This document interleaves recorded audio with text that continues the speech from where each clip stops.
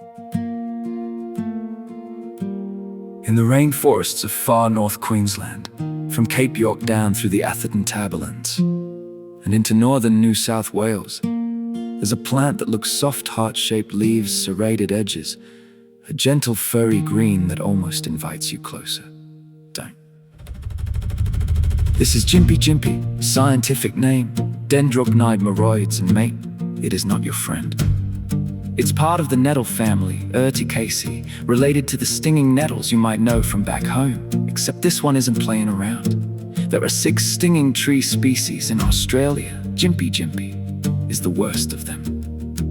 Every part of this plant, the leaves, the stems, even the berries, is covered in thousands of tiny silica-tipped hairs called trichomes, built like hypodermic needles, hollow, sharp, designed to snap off the moment they touch skin. And once they're in, they stay in.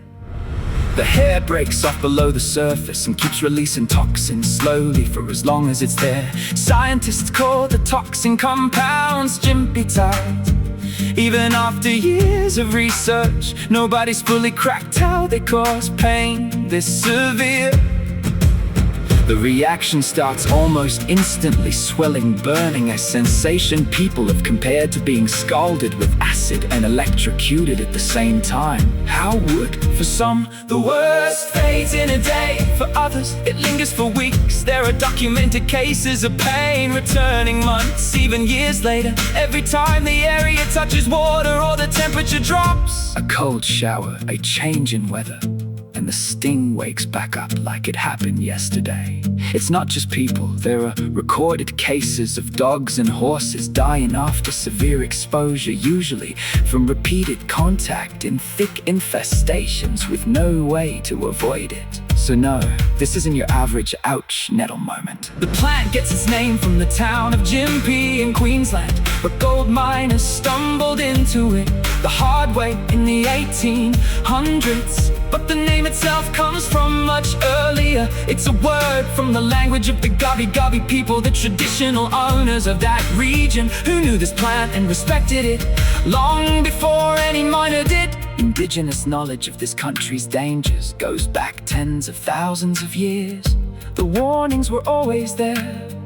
We're just catching up. Wild bit of trivia. Even old dried specimens sitting in museum drawers for decades can still sting you. The toxin doesn't break down with time, it just waits. Botanists handling preserved samples still wear gloves and masks. Researchers have reported sneezing fits and skin reactions just from airborne hairs drifting off a sample. And here's the part that flips the story. Despite all that danger, some native animals eat this plant without a problem. Red-legged pademelons munch the leaves regularly. Certain native insects live their whole life cycle on it. Some birds eat the berries.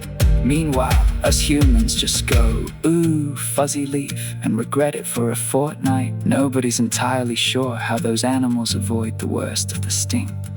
It's one of the genuine unsolved mysteries of Australian rainforest ecology. If you're bushwalking in far North Queensland, here's the practical advice. Stay on marked trails, don't brush past unfamiliar shrubs with broad, heart-shaped leaves. If stung, don't rub it, that drives the hairs deeper. Remove visible hairs carefully with tweezers or wax strips, and seek medical advice if pain is severe. This isn't a jellyfish you see coming, or a snake that gives you warning. It's quiet, it's furry, it looks like nothing, and it remembers exactly who didn't listen. Respect the rainforest, respect the warning signs, respect what the Gympie people have always known. Forums fully activated, soft to look at, sharp to touch. The rainforest hides its dangers. Well, listen to the warnings. Respect the country, 4 voices, endless stories. Respect the bush, respect the warning, respect the science, respect the science. And if you ever see soft green leaves calling your name out there in the scrub, just keep walking, because Gympie Gympie remembers everyone who didn't.